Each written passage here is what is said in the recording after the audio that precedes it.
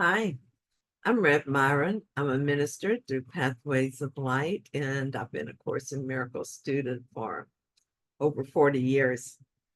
I'm going through the text again this year, asking Jesus to clarify for me, and then I write from that clarity. And that's what I'm sharing with you today. So let's get started.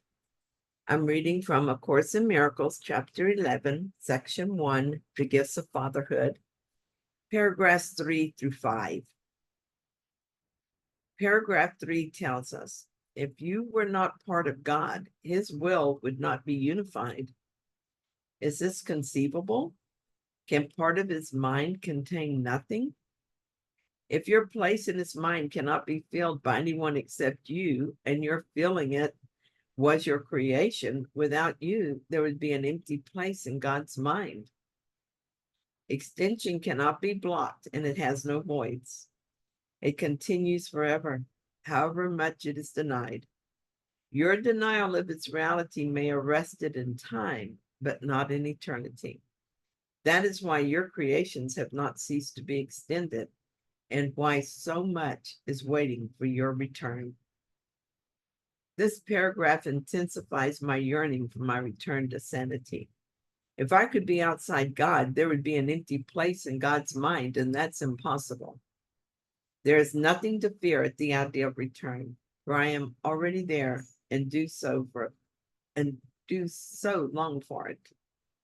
The part of the mind that wants the world is still resisting, but weakening daily.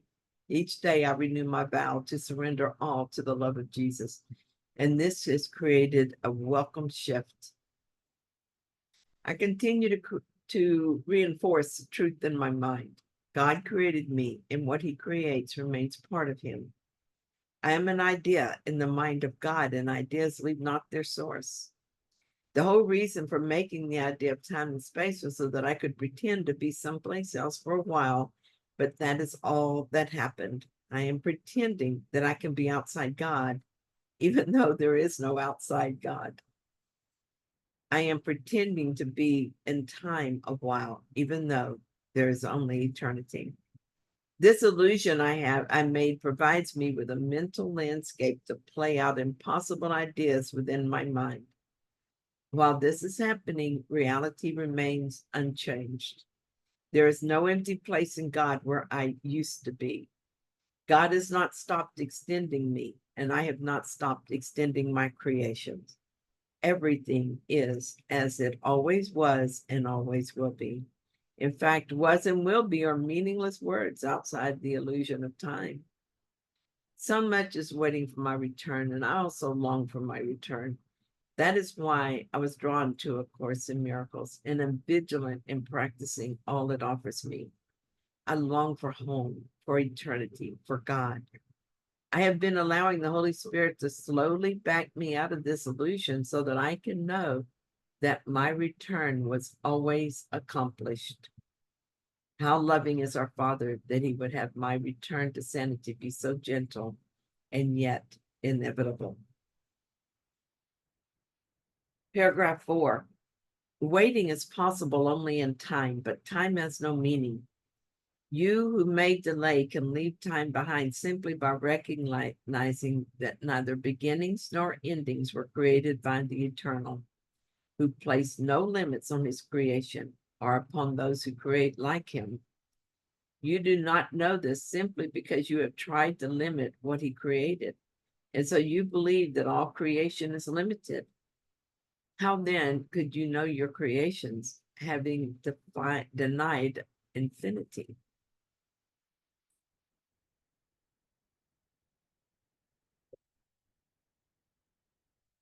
I still feel like I'm waiting to forgive, be peaceful, and wake up.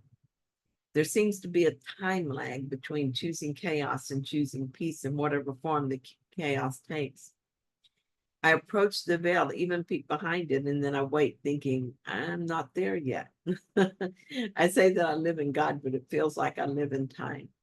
Lately, I've discovered the thought that now is the time. I don't look at it too closely because what if it's not true? Or what if it is true? And yet, when else could one awaken except now?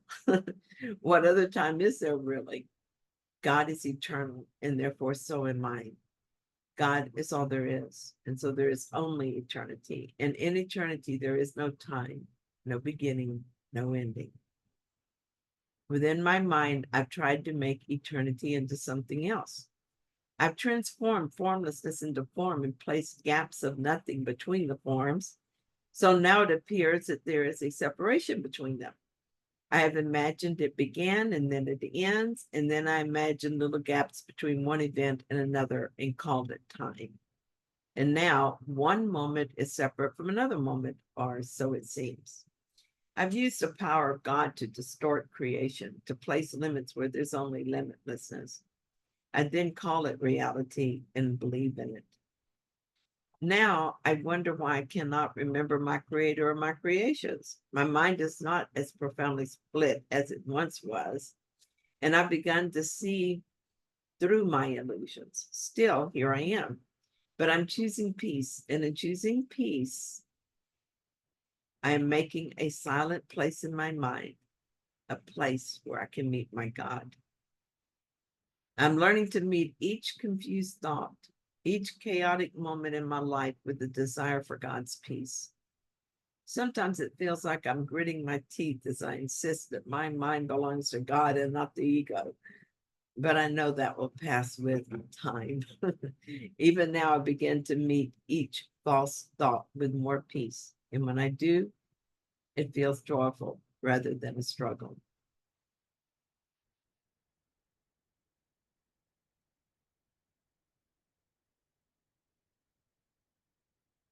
Here's the hardest part of the process. I could not believe that all I needed to do to have peace was to choose peace. The ego mind fights this idea and calls it impossible. When I'm upset about something, the ego mind wants to stay in the story, be angry about it, feel unfairly treated, and fix it.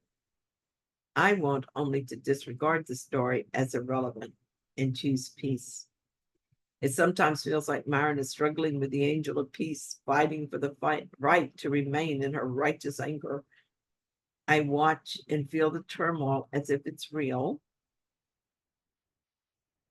as if it's real and important. I ask the Holy Spirit to heal this rift in my mind, to remove these insane thoughts. Sometimes I ask to see the belief that's being played out here. If I follow the belief to its origin, it always takes me to the same place. I think I accomplished the impossible. I made time and space, and now there's a gap between love and me that is too big to cross. And alone it is, but I'm not alone. The Holy Spirit is my bridge, and Jesus is my companion. Each time I use it to cross into peace, the imagined gap closes a bit more. Paragraph 5 tells us the laws of the universe do not permit contradiction. What holds for God holds for you. If you believe you're absent from God, you will believe that he is absent from you. Infinity is meaningless without you, and you are meaningless without God. There is no end to God and his Son, for we are the universe. God is not incomplete, and he is not childless. Because he did not will to be alone, he created a son like himself. Do not deny his son, for your unwillingness to accept his fatherhood has denied you yours. See his creations as his son, for yours were created in honor of him. The universe of love does not stop because you do not see it, nor have your closed eyes lost the ability to see.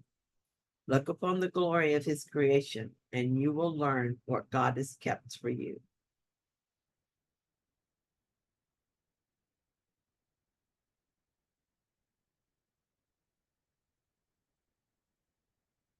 I had to wait until I was through crying before I could write anything. I cried in joy and in sadness. Joy that is true and sadness that I can't remember this. We are the universe, God and I and my creations. We are the universe of love. Oh my God, I long to remember this, to feel it, to know it.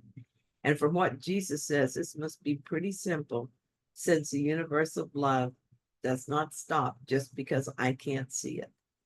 And my closed eyes have not lost their ability to see. Everything real is still there and operating as usual. God still exists, and we still are in God and part of God. Our creation still exists and still love us. We have closed our eyes and imagined a world that is not love and are pretending it is real, pretending so well that we believe in our own illusion. How different our world will look when we accept the truth and wake up, first within the world and then from the world. And awakening from the world, we will find ourselves back in God's loving embrace, back with our creations, back in the universe of love. We will discover we never left except in our imagination. See his creations as his son. When I read this phrase, I thought about something that's been occurring to me more and more often. I will see someone, a stranger maybe, and though the first impulse might be to judge, I'm also aware of something else. I think, that's me standing there. And a rush of love comes with that realization. It doesn't stay yet, but it was real for a moment. I'm beginning to accept that we, the many of us, are one. I know I've said this, and I have thought this, but now it's found a home in my mind. A certainty is building. As I begin to see everyone as myself, I'm getting closer to the memory of love that is still in my mind. I welcome you there. Thank you for joining me in this reading. I hope that you found it helpful. If you did, then please like it. And if you haven't yet, please subscribe. And I'll be back soon with another reading. See you then.